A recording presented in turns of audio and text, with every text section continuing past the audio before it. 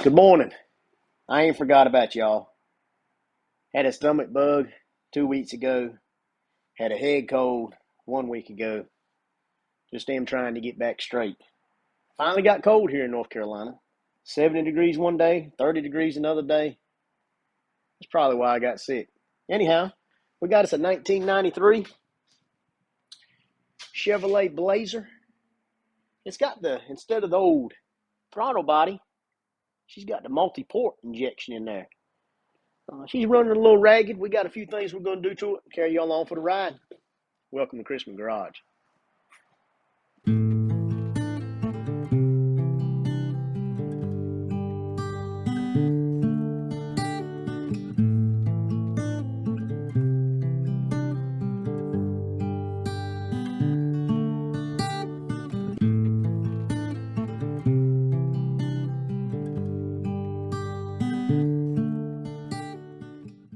All right, as you can tell, this is not the throttle body unit. This is a 93. I don't think they're as common as the throttle bodies to have the old multi-port.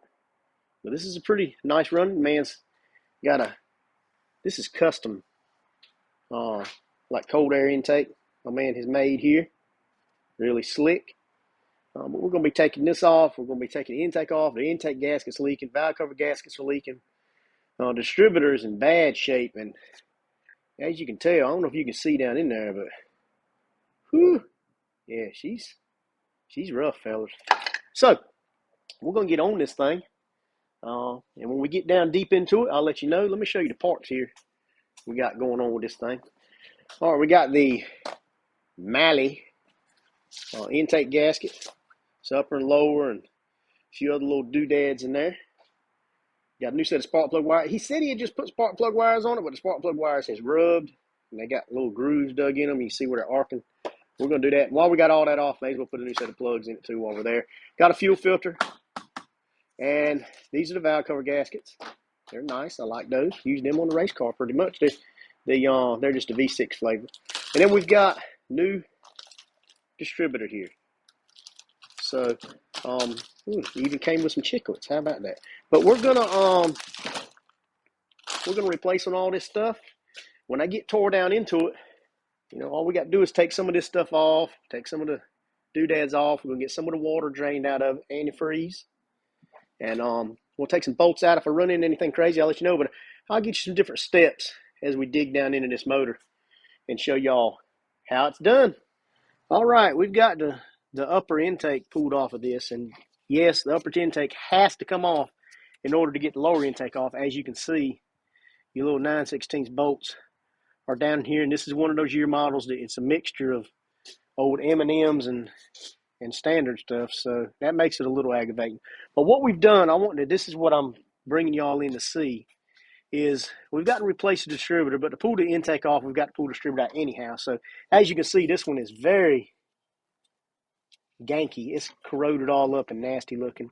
But what I've done is I've rotated the motor around. If you look down here on your timing marks, I don't know if you can see it or not. It's going to be a little tricky to see. Anyhow, your timing marks are down there. You can see the looks like little alligator teeth down there. Anyhow, we've rotated it around so it's on number one on the compression stroke. I know this is where number one's at, where it's firing. And I've put a mark on the distributor. I'm going to put the new distributor back in exactly in the same position. And then we'll go through the proper procedures to make sure the timing's right. But this will get us in the ballpark. So always make sure you do that before you pull the distributor out. Don't just snatch your distributor out, or don't just mark it. Always get a reference point. I always rotate the motor over to number one on the compression. Find out where number one's at. Mark it real solid. That way, if the motor gets turned over by some chance, you can always go back and put the motor back on number one, and you always have a reference point. So there you go. We're going to pull this out, and if we run into anything else, I'll give y'all a look-see. All right, we've got the lower intake off.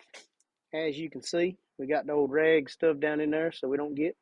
We've pulled the intake gasket off. It was in bad shape. And this isn't one of them nice, fun intake gaskets to put on. This is one of them ones that you got to be really careful with. Make sure it don't slide and slip around.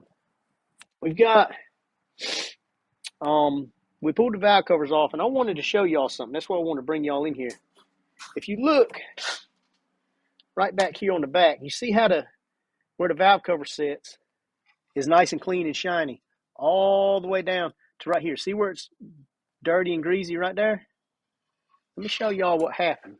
Apparently, whoever worked on this thing before, when they put the valve cover gasket on, it got pinched. See how it's pulled over? That's where it was leaking at. It got pulled over and pinched. So just note, when you're putting these valve cover gaskets on, fellas, make sure they don't slip and slide. Make sure you put them in there good. Take your time, a little bit of extra time, making sure everything's in place before you tighten everything down is going to save a lot of headache in the future. So we're going to clean everything up now. I'm not going to bore y'all with that. And when we get ready to go back together, I'll show y'all what we got going on. All right, here we are. We got most everything cleaned up. We've got the valve covers, actually, we've got them back on. We took the valve covers off, cleaned them up, put the new gaskets on them, stuck them back on. They're good to go. We've got the intake cleaned up. And what I do is, with these type gaskets, they've got it says this side up on them, like right here. And I like putting them up there with weather strip adhesive so that I know they stay in place when I'm setting the old intake down on there. We're going to put high torque or max torque, ultra gray max torque or high torque Permatex. I love this stuff. It gets stiffer than your regular Permatex, and I just like it. Use it for all my motor engine applications. And yep, we're going to go back together with it. Here's the intake. We've got it cleaned up. Yeah, we made a mess on the floor there. At least I put some cardboard down. But anyhow, I got all our bolts cleaned up. Got the intake here cleaned up. There's the upper intake. We got her pretty clean too. Some of the stuff don't come clean, but you know, it's a 93. So, but we're going to go back together with it now. Like I said, we're going to put the China walls in. Once this cures up, set that old down in there. And when we get ready to set the distributor in, I'll get back with y'all. All right, we've got this new distributor up here. It says warranty void if removed. So we're not going to remove on that. She's real pretty. I'm going to put the same mark. Same place. So she should end up right there when we set her in. And we should be able to set our timing from there. I know the plugs go to the back. I always like to put a little bit of lubrication on the gear here. Yep. All right. Make sure your gasket's up here. Don't let it get pinched. And if you're just taking a distributor out, putting a distributor in, make sure that you're not putting two gaskets on there. That'll mess things up. Make sure it's not bound up. A lot of different reasons. But what we're going to do now when you stick this distributor in, what's going to happen is,